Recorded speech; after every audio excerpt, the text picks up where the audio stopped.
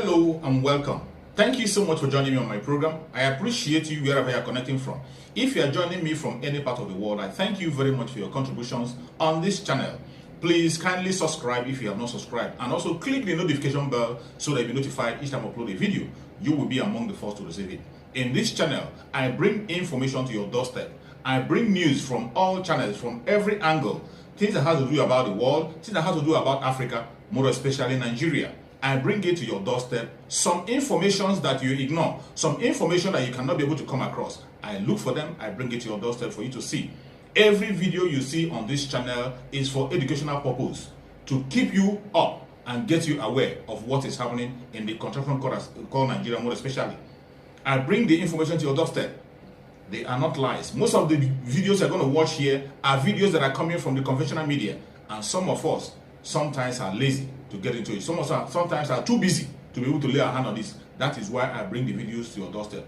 Watch from beginning to the end. Remember, these videos are for educational purposes, so that you can be educated and know what is going on. Let us watch together. At the end, you can go to the comment section and put down your comment. Give your opinion. Say it the way you feel it. Nobody's going to come against you.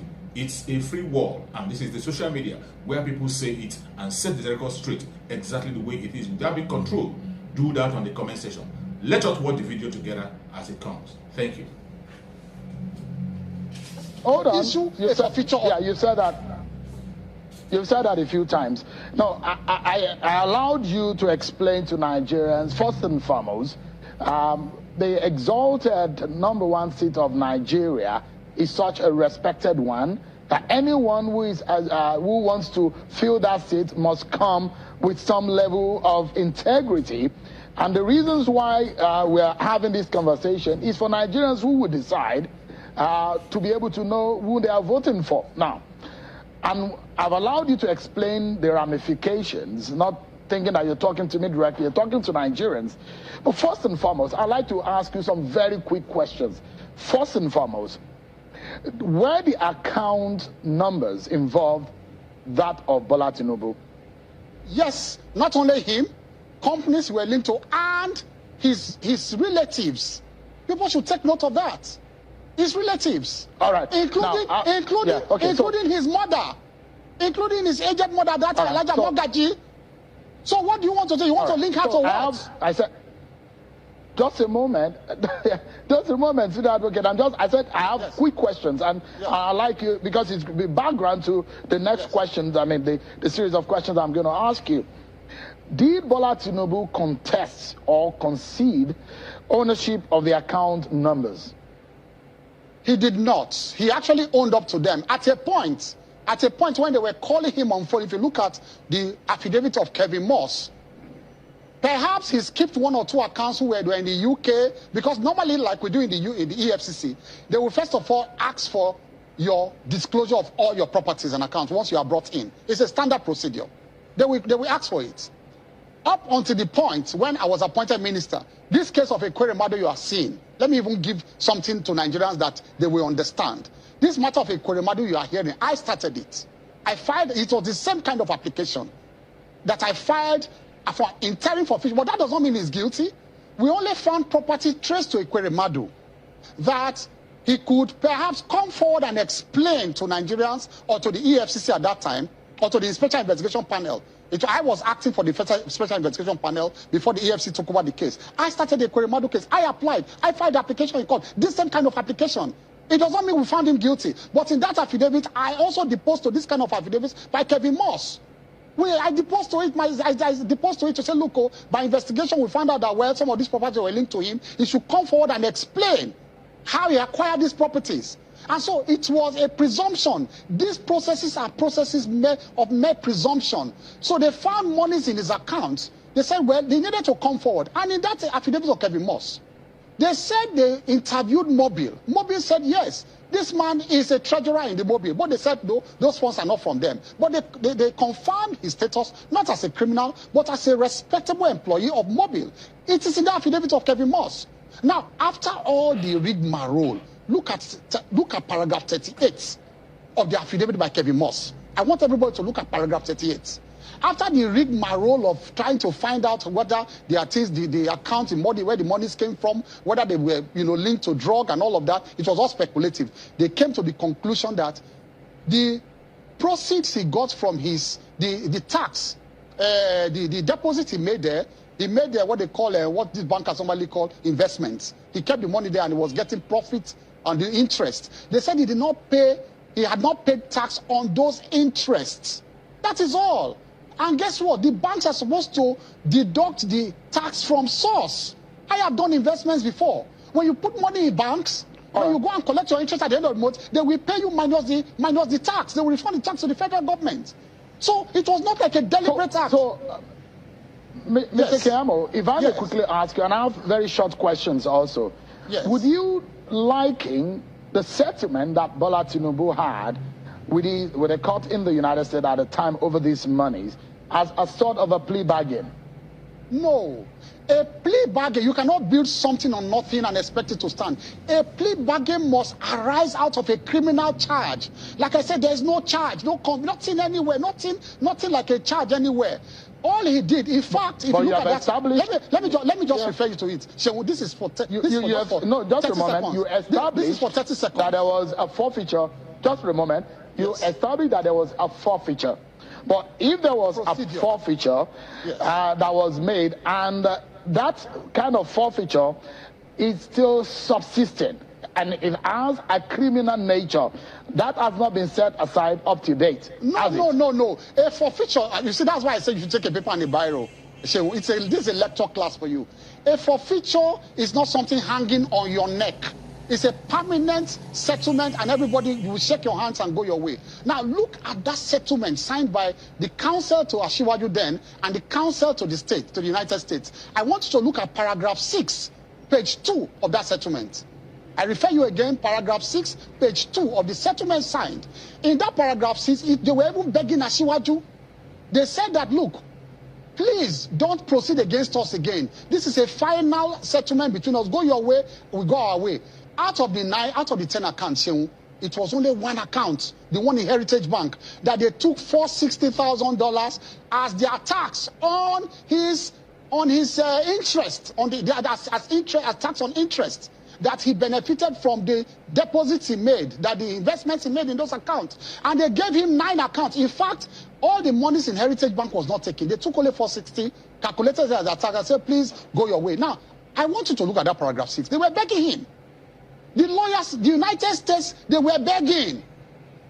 These documents, in fact, rather than indict Asiwaju, these documents exculpate him and makes him as white as snow. These documents make him a white. They were begging Mr. Keyamo, yes. I am allowing you to explain, and this is a very serious matter.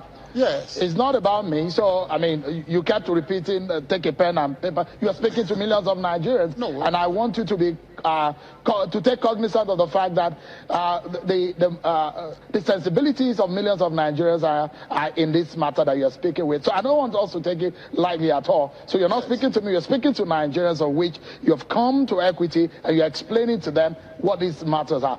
We'll take a break. But when we come back, there are still very... dismissed that application because he did not attach affidavit under a summons.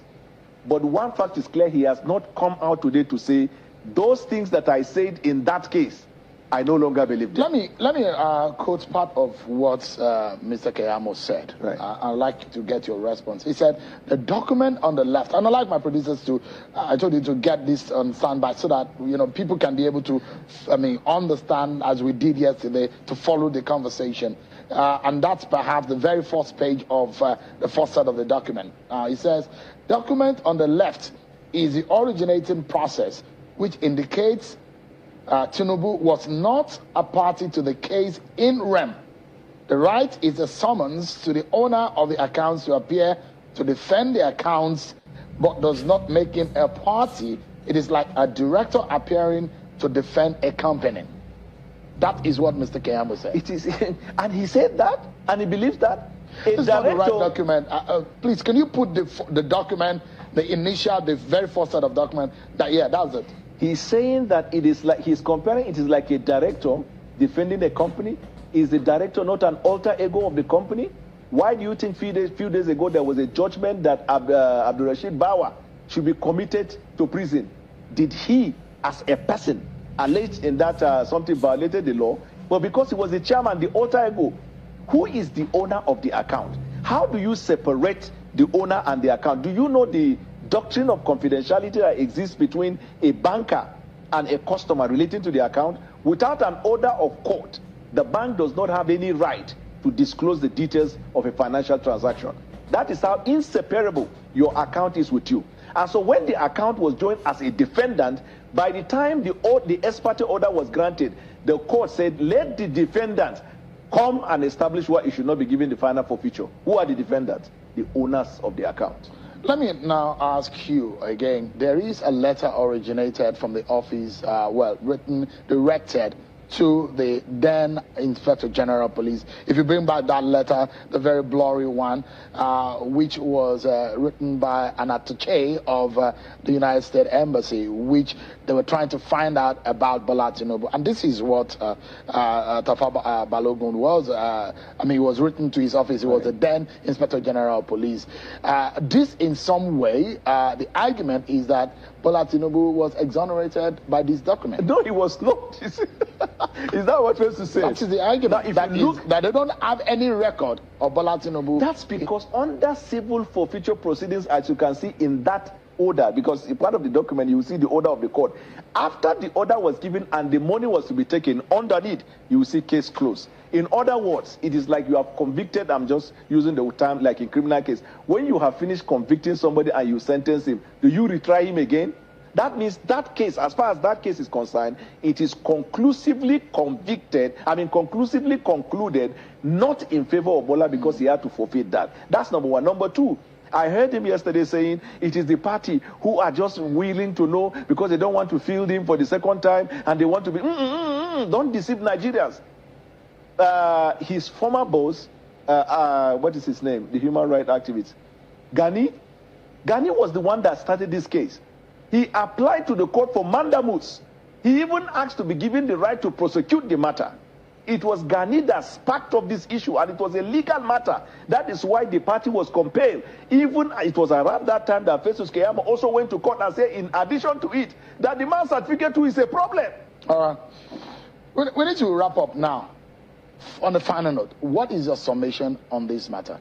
I am afraid that the conclusion of this case is that from the eyes of the law, especially if you look at the constitutional provision you cited, Bola may be disqualified from contesting. By who? No, if the matter goes to court, interpreting that provision of the Constitution, because the finding in that civil forfeiture proceedings has ended against him. That's why he forfeited that. And narcotics and money laundering, whether in America or in Nigeria, is a criminal offense. Thank you so much, Mr. Daniel Buwala. I guess the conversation continues with Nigerians. You are the one who decide anyways, the millions of you. Let me get back to the conversation. And the question that a lot of Nigerians would like you to answer tonight, and perhaps they probably would have wanted to even hear directly from the man in question, your presidential candidate, Bola Ahmed Tinubu. But there's a fundamental question on the source of the money he deposited, of which he reached a settlement. Has he given a satisfactory explanation of the source of the funds? Well, thank you so much. Now, at that point, the burden was on the prosecution in the U.S., or from the states in the U.S., to prove that the funds were proceeds of narcotics. Now, that is, if you look at paragraph, I want you to go to paragraph 2 of the affidavit of Kevin Moss.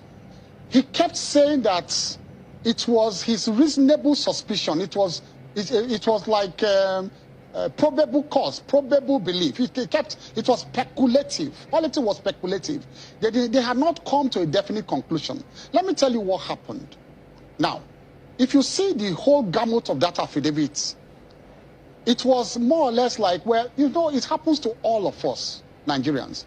You go to a new land, you go to a new place abroad. Any Nigerian you see, especially from your own tribe, they become like brothers to you. You associate with them, you visit them.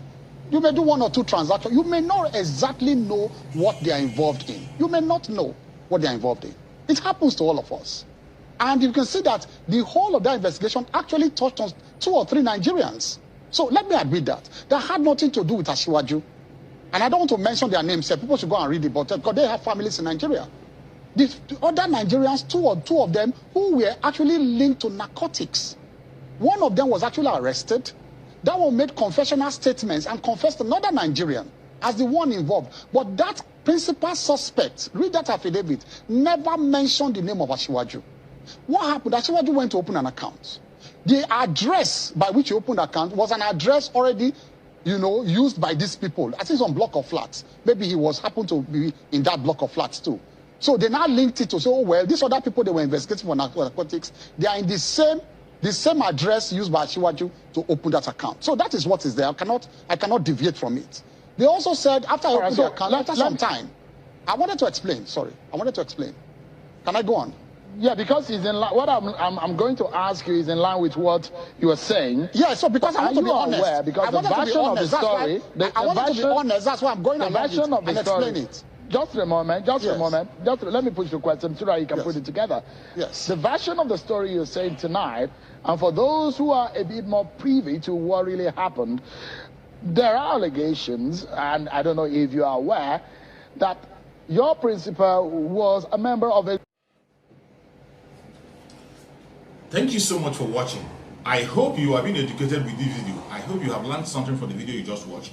Please go to the comment section and put down your comments. Whatever you think about the video you have watched, or anything you have learned that you want to share together, go to the comment section and keep yourself busy. It's a free place where people share their opinion. And please, if you have not subscribed to this channel, kindly subscribe to the channel. Click the notification bell so that you'll be notified each time a video comes out. And also, share the video to your family and friends. Share it to all platforms so that people can get aware of what is happening in the world, mainly in the contraption called Nigeria. We have to keep people on their toe, keep people informed on what is going on. That is exactly what we are doing. Every video you are watching in this channel is for the purpose of education and nothing more. Thank you so much for watching, and remember, bye-bye. See you again.